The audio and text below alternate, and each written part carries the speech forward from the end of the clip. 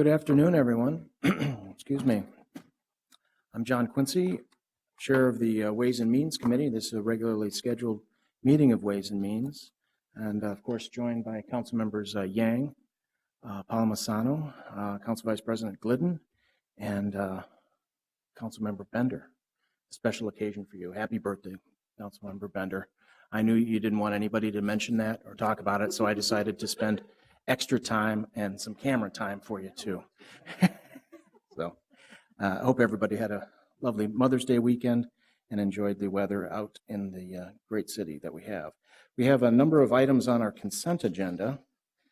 The first are a series of legal settlements, and then item number 4 on our agenda is the legal services regarding Jones Harrison residence. This is a waiver of a conflict of interest with Stinson, Leonard, and Street with the city of Minneapolis. Number 5 is legal services regarding a Fairview Health System. Selection of Dorsey Whitney, Dorsey Whitney is the firm, and waiving any conflict of interest with the firm's representation. We also have appointment of Daryl A. Bullock from the 4th Ward to fill a unexpired term on the Minneapolis Television Network Board. The Convention Center is bringing forward a waste hauling contract extension with Allied Waste. The Finance Department is bringing forward, of course, the acceptance of gifts for the city of Minneapolis valued under $15,000 for the first quarter gift acceptance. And then we have the special assessment hardship deferrals. This adopts a resolution creating a revised program to our deferral program for special assessments. The Information Technology Department is bringing forward the execution of a contract for with Canon Solutions for Geographical Information Services, the plotter, GIS. Item number 11 is Enterprise Performance Management System. This authorizes execution of a contract amendment with Halogen Software. We also have a Public Works Accident Vehicle Reporting extension of a 2-year contract with Appendil CIP reporting. The City Coordinators Department is bringing forward travel donations, 4 of them related to attending various conferences and acceptance gifts of travel expenses. Community Development Regulatory Services Committee is bringing forward ordinance regarding our permit fees and also approving of funding for the city's 2015 Housing Opportunities for Persons with AIDS entitlement grants. And the Health, Environment, and Community Engagement Committee is bringing forward the Minneapolis High-Rise Representative Council Contract Amendment. Public Safety, Civil Rights, and Emergency Management Committee is bringing forward the Video Analytics System and a DWI Officer and Vehicle Grant Award.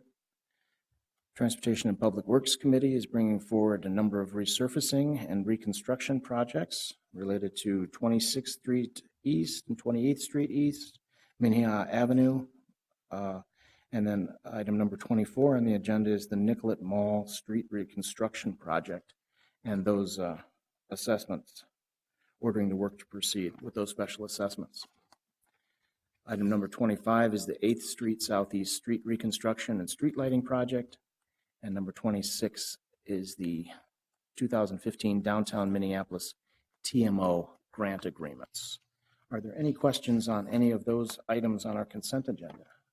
I can move that agenda, that consent agenda, just to get it out on discussion. I know we have Councilmember Yang has a comment. Thank you, Mr. Chair. I have a quick question with regards to item number 19. I'm trying to understand why why we're adding another additional $50,000 for the contract. As I remember from the budget conversations, getting up to $50,000 was quite a haul, and I'm wondering why that's the case. Okay. Don't have anybody from finance prepared to answer this. Is there anybody from the health department that would like to address Councilmember Yang's question? 19. Councilmember Quincy, council members, Ken Smith from the Health Department. My understanding is that this is money is coming from SHIP. So it's not general fund, it's additional money from the state. So can you just remind us what SHIP stands for? State Health Improvement, statewide health improvement program, yeah. Oh, So this is not related to the budget action we took for the high rise, related to the communications, the newsletters and things like that we were doing with them, right? This is an outside contract funded by SHIP. Correct. And what would they be providing? Do you know what services that they're asking?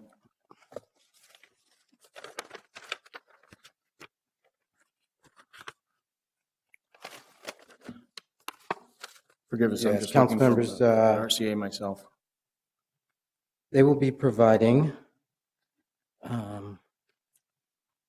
guidance for 36 high-rise councils and, excuse me one second.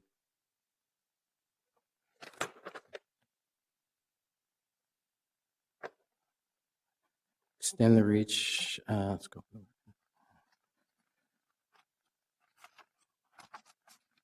So conduct application process to recruit additional buildings, coordinate listening sessions in the newly recruited buildings to identify residents' needs and priorities related to accessing healthy food and the prevention of management of diabetes and hypertension, and explore the feasibility of building specific wellness committees as part of the resident councils.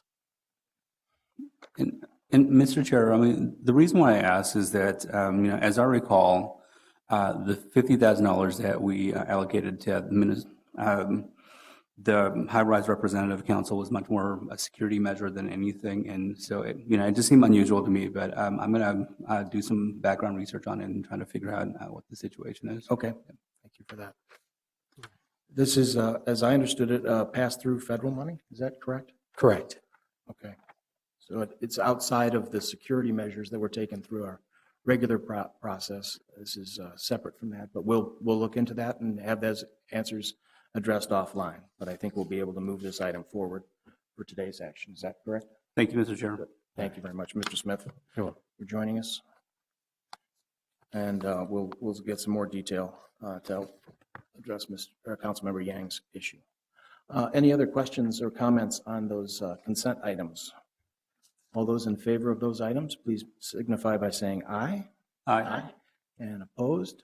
Those items carry forward. Now we have two public hearings today, and I'm going to ask Ms. Ferguson, are you going to be able to take us through this? Two Civil Service Commission appointments, reappointments. Yes, Each of these is a separate public hearing, but I thought you might be able to present them both at once. Sure. And then we'll see, we'll open up the public hearings after your presentation. okay. Council Chair Quincy and members of the Ways and Means Committee, we have two appointments. One is for, both are for the Civil Service Commission. One is Christine Seward, who is currently serving in this capacity. She has 16 years serving on the Civil Service Commission. She does understand the civil service process. She is experienced with hiring and termination in the public sector. She also has a strong understanding of the Data Practices Act, and then she has experience working in a union environment. The other person is Macy Wheeler, and she is currently serving on the Civil Service Commission. She has a background in the employment sector of state government. She also has been a personnel officer in human resources management and has a strong background in EEO and affirmative action. She also is a member of has served on the boards of several organizations, including Northway Community Trust and People Serving People. She is also here as well if you have any questions. Thank you very much. Are there any questions for Ms. Ferguson? Councilmember Palmisano. Thank you, Mr. Chair. Ms. Ferguson, can you just explain the difference between these appointments, as Ms. Wheeler is stated to be going through the process now for the reappointment that started March of last year? Yes, in terms of the delay. timing, yeah. Yes, it was administrative oversight. We had changes in my staff. I was fairly new. And so we have strengthened those processes to ensure that this will not happen again. Thank you. Thank you very much for that. I would like to open the first of the public hearings. This is the reappointment of Christine Seward for Civil Service Commissioner for a 3-year term, running March 1st through 2015 through February 28th of 2018. Is there anybody here to speak to that appointment? Anyone? Anyone? I'll close the public hearing. I think I'll take votes on both of these later. So I'll now open the second public hearing. This is for Macy Wheeler, Civil Service Commissioner for the terms of 2014 through 2017, 3-year term. Ms. Wheeler, anybody like to speak to that? Open the public hearing? Anyone? Anyone? Okay, thank you. Close the public hearing on that. For both of these reappointments, I'd like to move approval of those reappointments and thank those individuals for their great service and experience to the city for this important role that you serve. So thank you for being here today, and thank you for your work that you're doing. Any questions on that? Councilmember Yang? Thank you, Mr. Chair. With regard to these two appointments, were they invited to show up, and did they just decide not to be here today, Mr. Chair? Typically, I don't think that they would. Those offers are always extended. These are, excuse me, relatively perfunctory kind of actions that we take in these reappointments. But when one of those commissioners finds the time to come, I'd like to highlight that as opposed to blame the other person for not attending. Sure. Thank you. Good. Thank you. All those in favor of those reappointments, please signify by saying aye. Aye. Miraculously, it's unanimous. Thank you very much. Those items pass, and I believe that exhausts our agenda for the day, so we are adjourned.